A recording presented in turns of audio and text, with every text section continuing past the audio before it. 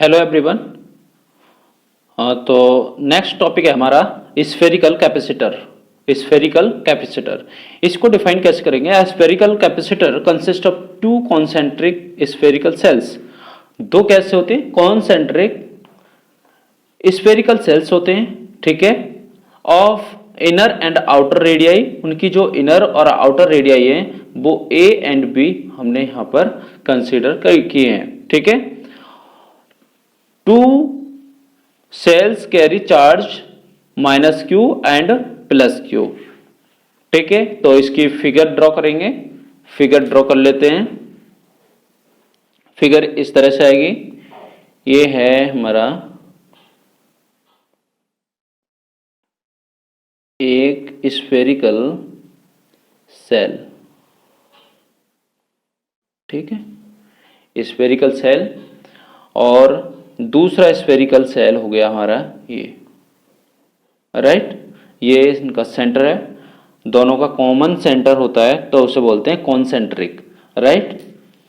तो इसकी जो रेडियस है, इसकी जो रेडियस है ए है, एंड जो बड़े वाले की रेडियस है वो बी है, राइट। और जो छोटा वाला सेल है उस पर चार्ज है माइनस क्यू, ठीक है, माइनस क्यू चार्ज है। और इस तरह से माइनस क्यू चार्ज है। और जो बड़ा वाला है इस पर पी प्लस चार्ज है, ठीक है, इस पर प्लस चार्ज है, प्लस क्यू चार्ज है। और छोटे वाले पर माइनस क्यू चार्ज है, राइट। इस तरह से अब देखो यहाँ पर अराउंड जो स्मॉल सेल है इसके अराउंड एक हम गॉसियन सरफेस बना सकते हैं। और गॉसियन सरफेस यहाँ बना लिया। इसी में किसी भी एक पॉइंट पर, गॉसियन सरफेस में किसी एक पॉइंट पर P यहाँ पर हमने मान लिया। P पॉइंट पर हमें निकालना है, R डिस्टेंस पर ये P पॉइंट है, R डिस्टेंस पर P पॉइंट है। और इस P पॉइंट पर हमें निकालना है electric field, right, electric field निकालना है। तो आउटसाइड द सेल जो इलेक्ट्रिक फील्ड होगा वो जीरो होगा, इनसाइड द सेल भी इलेक्ट्रिक फील्ड जीरो होगा, ठीक है। लेकिन between the shell electric field कुछ होगा, राइट। तो यहाँ पर जो डायरेक्शन होगी फील्ड की वो क्या होती है? वो होती है पॉजिटिव से नेगेटिव। तो यहाँ पर डायरेक्शन अगर दिखाना चाहो तो वो आप किधर से दिखाओगे? पॉजिटिव से नेगेटिव, राइट। ये पॉजिटिव से नेगेटिव ये डायरेक्शन हो जाएगी हमारी फील्ड की, ठीक है। अब यहाँ पर ये तो हो जाएगा हमारा फिगर। ये है स्फेरिकल कैपेसिटर। स्फेरिकल कैपेसिटर में क्या होता है? दो कॉन्सेंट्रिक सेल होते हैं, ठीक है, और दोनों कॉन्सेंट्रिक सेल चार्ज होते हैं, एक पॉजिटिव चार्ज दूसरा नेगेटिव चार्ज। ये नेगेटिव चार्ज है और ये पॉजिटिव चार्ज है, राइट। अब इसमें अब जो स्मॉल सेल है उसके इनसाइड एंड सेंटर के पास या सेंटर की तरफ जो इलेक्ट्रिक फील्ड होगा वो जीरो होगा। और बाहर देखें, बड़े वाले जो सेल है इसके बाहर देखें तो इलेक्ट्रिक फील्ड जीरो होगा। लेकिन बिटवीन ये जो बिग सेल है एंड स्मॉल सेल है इसके बिटवीन जो इलेक्ट्रिक फील्ड है वो कुछ ना कुछ होगी। यहाँ पर इलेक्ट्रिक फील्ड रहेगी, ठीक है। वो कितनी रहेगी ये हम अभी कैलकुलेट करेंगे कि कितनी रहेगी। अब यहाँ पर जो इलेक्ट्रिक फील्ड है इनसाइड अ होलो कंडक्टर वो कितनी है? जीरो। तो हम कह सकते हैं the electric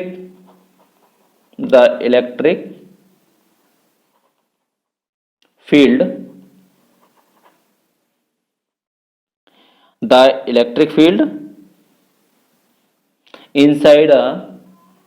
inside a hollow conductor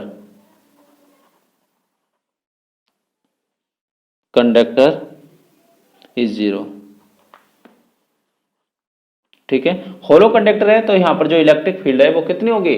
वो होगी zero, right. Electric field zero होगी। तो कह सकते हैं E इक्वल टू जीरो, कहां पर? E है इनसाइड द कंडक्टर, ठीक है। एंड ये किसके लिए? For R less than A, जो R है, R देखो ये पॉइंट R, ठीक है, R किससे लेस देन है? E से भी लेस देन है, तब की कंडीशन है। यानी कह सकते हैं पॉइंट P कहां पर होना चाहिए? Inside the hollow conductor, right. इस रीजन में अगर P होगा तो E की वैल्यू कितनी रहेगी? वो 0 रहेगी, राइट। एंड अगर बात करें the field is 0 outside the outer shell, क्योंकि यहां पर जो R होगा वो ग्रेटर हो जाएगा V, तो यहां पर ये भी बात। And also the field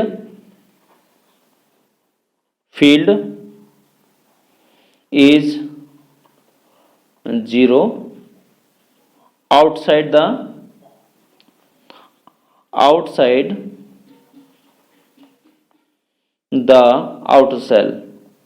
outer cell। क्यों? क्योंकि जो R है वो ग्रेटर हो जाएगा किससे? B से उस समय। तो जो E की वैल्यू रहेगी यहां पर वो कितनी रहेगी? फिर भी 0 रहेगी, ठीक है। अब इसका जो बिटवीन सेल, ये वाला सेल स्मॉल सेल एंड जो बिग सेल है, बड़ा सेल है, उसके बिटवीन जो रीजन बना है उस रीजन में हम क्या निकालेंगे? इलेक्ट्रिक फील्ड निकालेंगे। तो यहां कह सकते हैं to determine the electric field at any point P at distance R from the centre, consider a concentric shell of radius R as the Gaussian surface, ठीक है।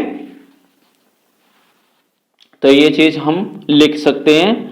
And according to Gauss theorem, या कह सकते हैं using Gauss theorem.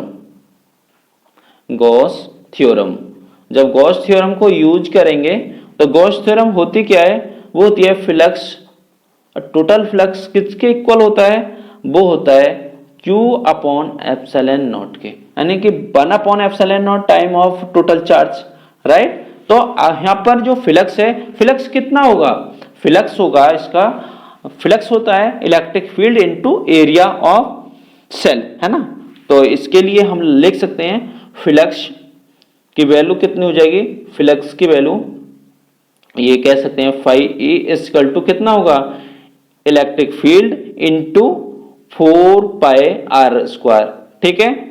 जो Gaussian surface है उसकी area हो जाएगी ये 4 पाई R स्क्वायर, राइट। एंड जो फाई की वैल्यू है वो कितनी है? Q upon epsilon not.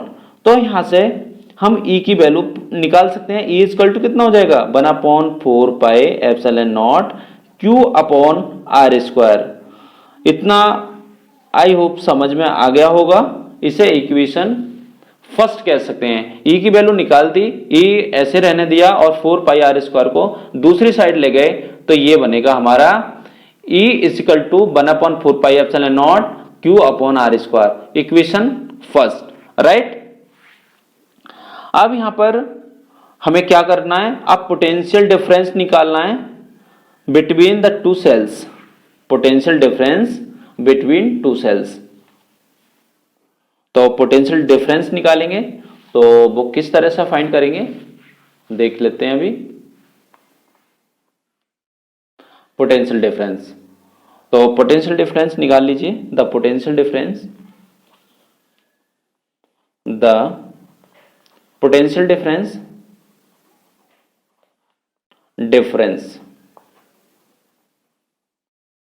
Between two shells, दो सेल के बीच में पोटेंशियल डिफरेंस। तो V इक्वल टू कितना हो जाएगा? इसका जो दो सेल हैं और दोनों की जो रेडियस है वो कितनी है? A and B। तो यहां पर इंटीग्रेट कर दें इसे A टू B, ठीक है। और ये हो जाएगा E dr, राइट। ये हो जाएगा E dr। अब इसे सिंप्लीफाइड कर लेते हैं। ये हो जाएगा A टू B। ये माइनस साइन यहां पर निग्लेक्ट कर देंगे, छोड़ देंगे, क्यों छोड़ेंगे? क्योंकि जो माइनस साइन है वो सिर्फ और सिर्फ डायरेक्शन बता रहा है। डायरेक्शन क्या बता रहा है? ये बता रहा है कि जो डायरेक्शन है वो अपोजिट डायरेक्शन है, इसलिए हम यहाँ पर माइनस साइन निगलेक्ट कर देंगे। तो यहाँ पर हो जाएगा EDR। और इसको और सिंप्लीफाइड करें तो integration of with limit a to b, और e की वैल्यू फ्रॉम वन अगर हम लगाएं e की वैल्यू तो कितनी थी अभी? 1/4 पाई एप्सिलॉन नॉट और q upon r square into dr, right? dr ये वाला ही रहेगा, ठीक है? इतना आ गया। अब इसमें क्या है, इसी को सिंप्लीफाइड करेंगे। देखो ये सभी पोर्शन कांस्टेंट पोर्शन है, इसे बाहर ले लेंगे, बाहर ले लो। 1/4 पाई एप्सिलॉन नॉट इंटू q, ये बाहर आ जाएगा और बचेगा कितना? ये बचेगा integration of 1/r square into dr, ठीक है, with limit a to b, ठीक है? इतना बचेगा। इस पोर्शन का हम इंटीग्रेशन कर देंगे। इंटीग्रेशन जब करेंगे तो कैसे होगा? 1/4 पाई एप्सिलॉन नॉट इंटू क्यू। देखो इंटीग्रेशन करेंगे तो ये 1/r स्क्वायर, और इसमें पावर क्या होगी? ऊपर ले जाएं तो -2 हो जाएगी, और -2 में +1 होगा, अपॉन -2 +1 हो जाएगा, ठीक है? और ये हो जाएगा लिमिट रहेगी a to b, ठीक है? अगर इसे फिर से सिंप्लीफाइड करें, लिमिट अप्लाई करें तो कितना आएगा देखते हैं। ये आएगा, पहले अभी इसे और सिंप्लीफाइड कर लेते हैं।